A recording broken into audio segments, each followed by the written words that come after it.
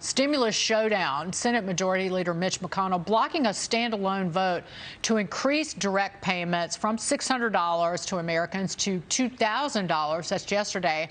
However, he did leave open the door for a vote later on, but for a bill that ties other items on the president's agenda, including repealing the controversial Section 230 liability protection for big technology companies, plus a commission on election security.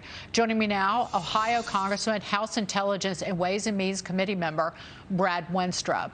Also joining the conversation all morning long, Steve Forbes and Courtney Dominguez. Congressman, your reaction to this? Well, to which particular issue? The holding up in the Senate? I assume that's what you're talking about. Yes, sir. That's it. Yeah, so I think that McConnell is trying to do what the president would like him to do, which is address these issues. The $2,000 is somewhat controversial. The $600, as you said, is already starting to go out the door. And there was a lot more in this relief package than just that money.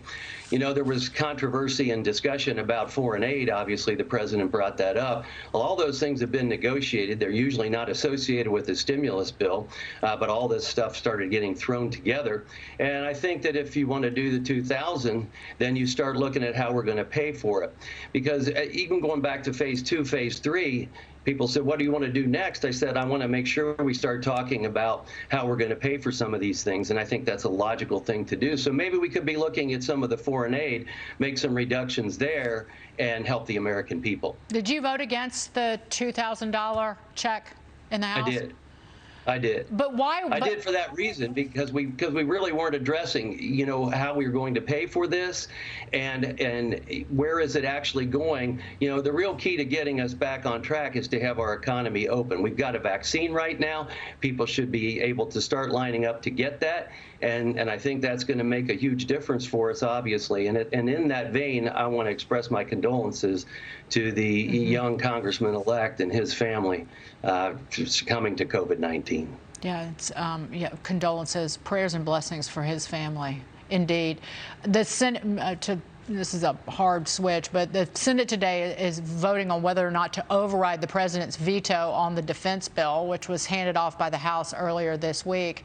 The president vetoed the bill last week because it did not repeal the controversial Section 230 Act, which, again, shields big technology companies from liabilities related to user-posted content, something I've been talking about literally for years. Congressman, how do you expect the Senate to vote today? Because, again, Senator Bernie Sanders, among a few, are threatening to hold that up in order to get $2,000 checks instead of the $600 checks.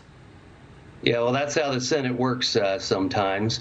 I think it's important that we address Section 230, as you have been talking about. You know, what was supposed to be in these platforms just an open chalkboard for people to post things, it really has become, unfortunately, a propaganda tool for some. It needs to be addressed. But when it comes to our defense, you know, it's our first constitutional duty is to provide for the defense of our country. And this is a bill that's done in the right way. It's done in a bipartisan fashion with hundreds of amendments voted up and down. And we go through a process and we put a bill out there and get it on the president's desk. And I voted to override the veto because I think it's too hugely important for us to wait any longer. We need to get this settled. But at the same time, I do agree with the president 100% on addressing Section 230. Steve Forbes, jump in here. Congressman, you sit on the Intelligence Committee. I'm wondering, what vibes do you get about China's intentions towards Taiwan, especially with the new administration coming in? That could be rather ominous. What should the U.S. policy be on Taiwan? Well, I think personally, I feel we need to continue to protect Taiwan in any way that we can and maintain our relationship with them. I do have concerns of China's actions, and if they see any type of weakness from the United States on that, I think they'll make a move, just as they did with Hong Kong. I mean, that was not supposed to happen the way it's happened, and they're on a roll, if you will. They are trying to dominate the region and to have global dominance, and they'll do it in any way that they can, and they feel that Taiwan is theirs. And so I think that that's a concern that I have. I've had concerns about China's aggressiveness for some time. Other members on the committee were looking in another direction, but China is our #1 concern amongst many concerns. Well, speaking of the intelligence community, let's stay on top of that issue. A growing number of House Republicans are calling for the removal of California Congressman Eric Swalwell from the Intel Committee in the House. Swalwell's connections to a Chinese spy exposed earlier this month by a report by Axios. Should Eric Swalwell remain on these committees? And have you gotten a clear answer from Nancy Pelosi about, like, when they found out? Because were you ever briefed about this 5 years ago or whenever it happened? No, I was not, and that is a major concern, because you think if something like this took place, and if Mr. Swalwell is innocent in every regard, we would be warned that this type of activity is taking place, and that we should be on guard for Chinese activity. We get some of that information as members of the military. We understand that these types of things take place, but we didn't get any of that information. And I want to know what did Nancy Pelosi know and when? What did Adam Schiff know and when? What did Eric Swalwell know and when? Why was this woman allowed to return to China? That's confusing to me, is why she was able to get away and the FBI didn't arrest her. But also keep in mind, while all this was going on, James Comey and Robert Mueller were in charge of the FBI. Are they just in the habit of protecting Democrats in some way? I don't understand that. Do the Democrats think this is going to go away? That people are going to stop asking questions about it? I think that they would like it to go away. I think that that's one of the things that they would like to just see happen, but it can't. This is too big of an issue. It's too great of a concern. It's a concern to everyone who sits on that committee with Mr. Swalwell in the room and wondering, you know, what connections does he still have?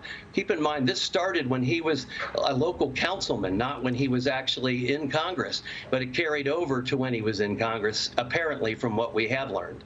Yeah, the bigger issue is, do the Democrats see China as the threat it is? Do they see China? Are they ignoring what is going on in the United States of China and the Communist Party, particularly the Communist Party, trying to infiltrate our universities? You know, the Chinese embassy in Texas, for example. Like, do they see it as the threat it is? Because that virus came from, well, China. The virus came from China. There's no doubt about that. The last 4 years on the Intelligence Committee, the Democrats have seemed to only be focused on Russia and trying to tie Trump or Trump associates with Russia. Obviously, that was proven false. But they were always saying, look in this direction, rather than looking at what China is doing.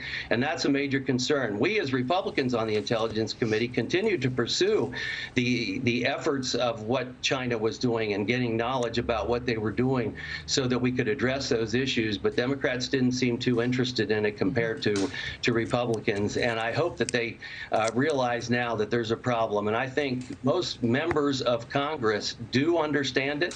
Members on the Armed Services Committee understand it. But under the direction of Adam Schiff, it was really pretty much, let's not look over there. Let's just continue to focus on trying to take down the president. Congressman Brad Wenstrup, thank you so much. Great to see you. Happy New Year to you. You too. We'll see you in 2021.